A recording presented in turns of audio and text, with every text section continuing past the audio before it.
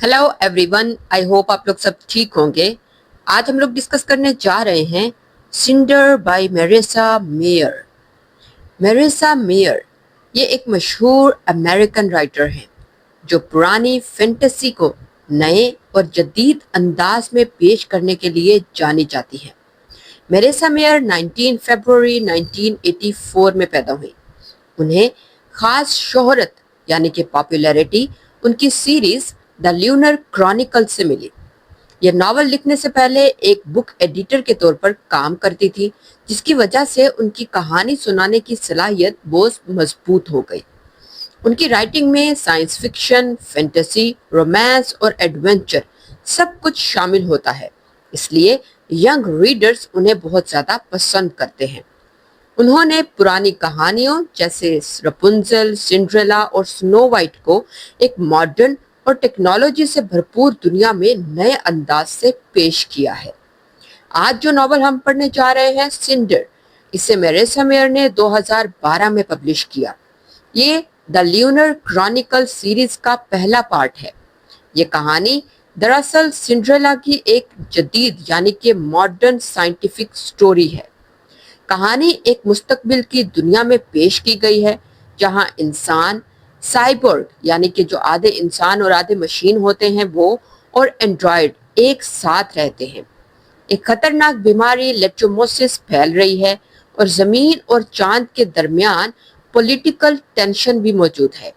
इस कहानी की जो मेन एक्ट्रेस है वो सिंड्रेला जैसी कमजोर नहीं बल्कि एक मजबूत और ज़हीन लड़की है। तो चलिए पहले इस नॉवल की समरी पढ़ लेते हैं, उसके बाद इसका एनालिसिस करेंगे। Cinder bye मेरेसा mayor. 16 साल लड़की सिंडर एक साइबोर्ग मैकेनिक है जो मुस्तकबिल के शहर न्यू बीजिंग में रहती है, जो ईस्टर्न कॉमनवेल्थ का हिस्सा है। एक दिन अपनी दुकान पर सिंडर अपनी पुरानी जंग लगी मशीनी टांग को निकाल कर नई आर्टिफिशियल टांग लगाती है जो उसने अभी खरीदी होती है। उसी वक्त प्रिंस काय वहां आता है और उसे अपने एंड्रॉयड नैन्सी को ठीक करने को कहता है। वो बताता है कि सिंडर शहर की सबसे बेहतरीन मैकेनिक है।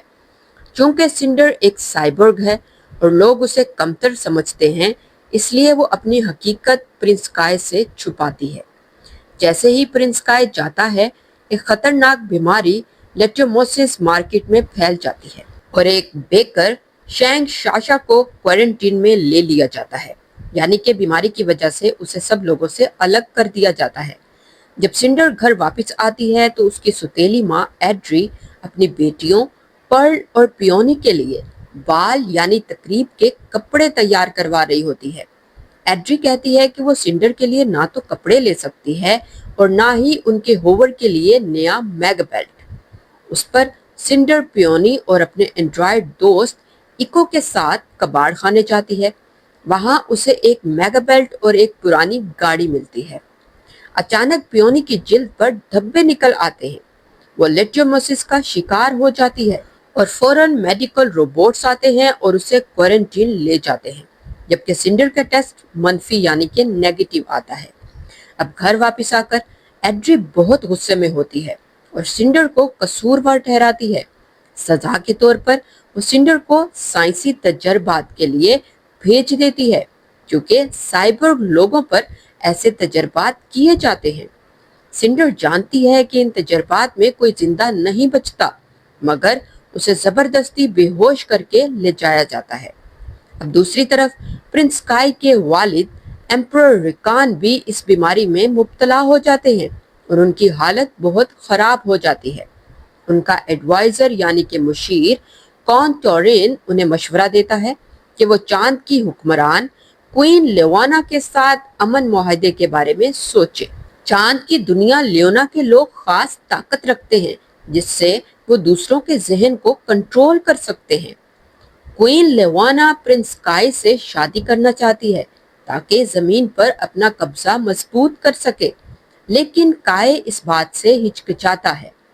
काय एक और अहम चीज भी तलाश कर रहा है। वो खोई हुई शहजादी प्रिंसेस सेलेन को तलाश कर रहा है, जो असल वारिस है। सब समझते हैं कि वो मर चुकी है, मगर कुछ लोगों का ख्याल है कि वो जिंदा है। اب لیبارٹری میں ڈاکٹر ایرلینڈ کو پتہ چلتا ہے کہ سنڈر اس بیماری سے محفوظ ہے تو وہ اس پر مزید تحقیق شروع کر دیتے ہیں۔ گھر واپس آ کر سنڈر فیصلہ کرتی ہے کہ وہ پرانی گاڑی کو ٹھیک کرے گی اور اس ملک سے بھاگ جائے گی۔ اگلے دن ایمپرر ریکان کی ڈیتھ ہو جاتی ہے اور کوئین لیوانا زمین پر آنے کا اعلان کرتی ہے۔ سنڈر صبح سویرے کوارنٹین جا کر پیونی سے ملتی ہے اور اسے بچانے کا وعدہ کرتی ہے۔ بعد میں وہ محل جاتی ہے جہاں دوبارہ پرنس کائے سے ملاقات ہوتی ہے۔ وہ اسے بال یعنی کہ تقریب میں آنے کی دعوت دیتا ہے مگر سنڈر انکار کر دیتی ہے کیونکہ وہ اس رات بھاگنے کا منصوبہ بنا رہی ہوتی ہے۔ لیب میں ڈاکٹر ایرلینڈ ایک بڑا راز بتاتا ہے۔ سنڈر دراصل چاند کی ایک بھاگی ہوئی لڑکی ہے، اس لیے وہ بیماری سے محفوظ ہے۔ وہ یہ بھی بتاتا ہے کہ سنڈر ایک شیل ہے، یعنی وہ لوگوں کے ذہن کنٹرول کرنے والی طاقت سے محفوظ ہے اور اسی وجہ سے کوئین لیوانا اسے مارنا چاہے گی۔ اب اگلے دن کوئین لیوانا زمین پر آتی ہے۔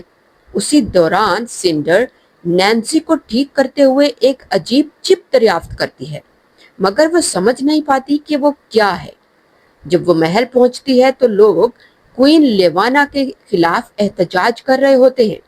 لیوانا آتی ہے اور اپنی طاقت سے سب لوگوں کو خاموش کر دیتی ہے۔ سنڈر بھی تقریباً اس کے اثر میں آ جاتی ہے مگر وہ خود کو بچا لیتی ہے۔ لیوانا اسے دیکھ کر نفرت بھری نظر ڈالتی ہے۔ بعد میں کوئین لیوانا پرنس کائی کو بتاتی ہے کہ اس کے پاس اس بیماری کا علاج ہے مگر وہ اسے صرف تب دے گی جب اسے بدلے میں کچھ ملے گا۔ اب پرنس کائی کو یہ بات بہت بری لگتی ہے کہ وہ ایک خطرناک بیماری کو اپنے فائدے کے لیے استعمال کر رہی ہے۔ اس تصادم کے بعد سنڈر نینسی کو واپس کائی کے پاس لے آتی ہے اور وہ دونوں مل کر ڈاکٹر ایرلینڈ سے ملنے جاتے ہیں۔ کائی ڈاکٹر ایرلینڈ کو دوا یعنی کہ اینٹیڈوٹ دیتا ہے اور پوچھتا ہے کہ کیا وہ اسے دوبارہ بنا سکتا ہے۔ کائی کے جانے کے بعد سنڈر ڈاکٹر ایرلینڈ پر الزام لگاتی ہے کہ اس نے اس سے جھوٹ بولا کہ وہ شل ہے کیونکہ وہ بھی کوئین لیوانا کے جادو سے اسی طرح متاثر ہو سکتی تھی جیسے دوسرے لوگ۔ ڈاکٹر ایرلینڈ بتاتا ہے کہ وہ اس کے خاندان پر تحقیق کر رہا ہے۔ اس کے گود لیے ہوئے والد گیران نے ایک ایسا بایولوجیکل سیکیورٹی سسٹم بنایا تھا جو لیونر لوگوں کے ذہنی اثر سے بچاتا ہے۔ اسی وجہ سے سنڈر لیوانا کے جادو سے محفوظ رہی اور اسی وجہ سے وہ بچپن میں دوسروں پر اپنا جادو استعمال بھی نہیں کر سکتی تھی۔ لیکن اب لگتا ہے کہ سنڈر کی یہ طاقت واپس آ رہی ہے۔ ڈاکٹر ایرلینڈ یہ بھی بتاتا ہے کہ وہ خود بھی لیونر ہے اور وہ اس لیے زمین پر بھاگ آیا تھا کیونکہ کوئین لیوانا نے اس کی بیٹی کو مار دیا تھا جو ایک شیل تھی۔ اسی وقت سنڈر کو پتہ چلتا ہے کہ پیونی بیماری کی آخری سٹیج میں پہنچ چکی ہے۔ ڈاکٹر ایرلینڈ اسے تھوڑی سی دوا یعنی کہ اینٹیڈوٹ دیتے ہیں تاکہ وہ پیونی کو بچا سکے، لیکن وہ وقت پر نہیں پہنچ پاتی اور پیونی کو بچا نہیں سکتی۔ اس کے بجائے وہ اینٹیڈوٹ ایک بچے سونٹو کو دے دیتی ہے تاکہ اس کی جان بچائی جا سکے۔ جب سنڈر گھر واپس آتی ہے تو اسے پتہ چلتا ہے کہ اس کی سوتیلی ماں ایڈری نے اس کے نئے مصنوعی پاؤں پر 600 یونٹ خرچ ہونے کا پتہ لگا لیا ہے۔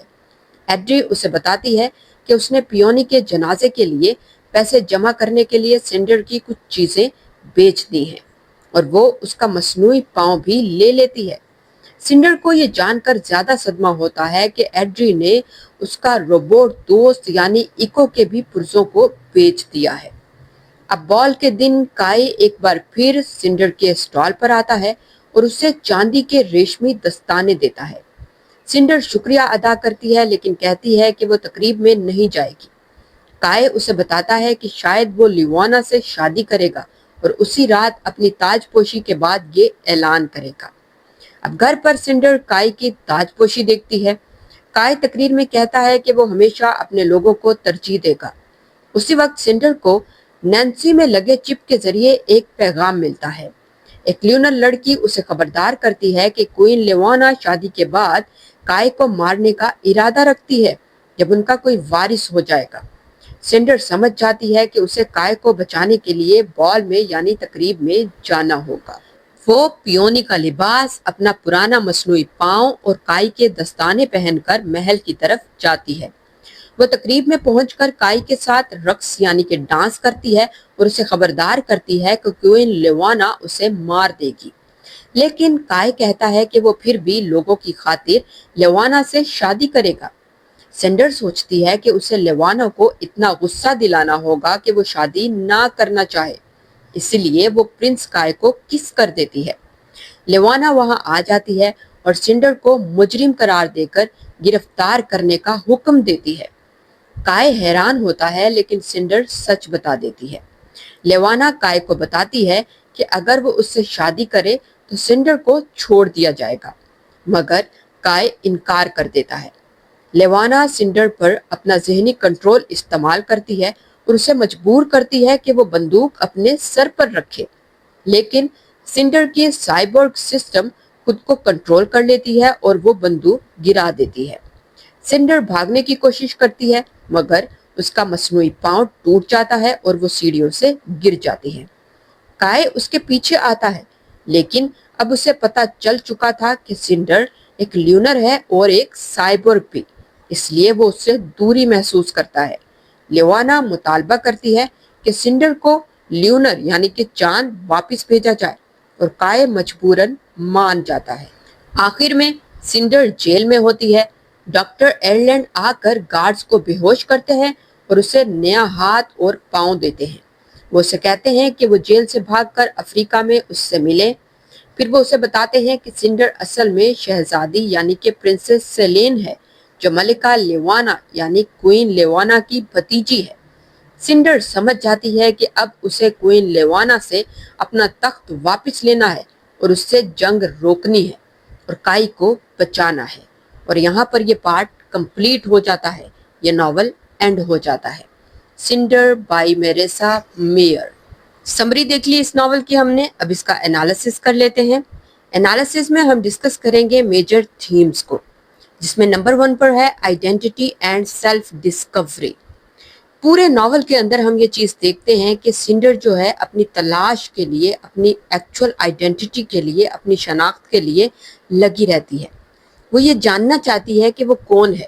ناول کے شروع میں ہم اسے ایک سائبورگ دیکھتے ہیں اور ناول کے اینڈ پہ ایک لاسٹ پرنسس، اور ہم دیکھتے ہیں کہ پورے ناول میں کس طرح سے مشکل پیش آتی ہے اسے اپنی شناخت کو تلاش کرنے میں، اپنی آئیڈینٹی کو تلاش کرنے میں۔ نمبر 2 پر ہم دیکھتے ہیں پریجوڈس اینڈ ڈسکریمنیشن۔ سائبورگز کو سوسائٹی کے اندر کمتر سمجھا جاتا تھا، اسی وجہ سے ہم اس ناول میں دیکھتے ہیں کہ سینڈر اپنی آئیڈینٹی کو پرنس کائی سے چھپاتی ہے تاکہ پرنس کائی اسے کمتر نہ سمجھے۔ یہ ناول ہمیں بتاتا ہے کہ کس طرح سے جو لوگ مختلف ہوتے ہیں انہیں مارجنلائز کیا جاتا ہے، انہیں کنارہ کش کیا جاتا ہے، انہیں کمتر سمجھا جاتا ہے۔ نمبر 3 پر ہے power and control. Queen Levana power کے مس یوز کو ریپریزنٹ کرتی ہے۔ ان کی یہ ابیلٹی ہے کہ وہ لوگوں کے مائنڈز کو کنٹرول کر سکتی ہیں، اور یہ ہمیں سمبلائز کرتا ہے پولیٹیکل مینیپولیشن اور ٹائرنی کو۔ جو لوگ طاقتور ہوتے ہیں وہ اپنی طاقت کا استعمال کرتے ہیں، لیکن غلط استعمال۔ وہ لوگوں پر کنٹرول حاصل کرتے ہیں، لوگوں کے دماغوں پر، ان کی زندگیوں پر۔ یہ ہیں کچھ میجر تھیمز اس ناول کے، اور یہ ہے یہ novel sender by Marissa mayor. امید ہے آپ کو سمجھ آئی ہوگی۔ آج کے لیے اتنا ہی، میں ملوں گی اپنی نیکسٹ ویڈیو میں، تب تک کے لیے خدا حافظ۔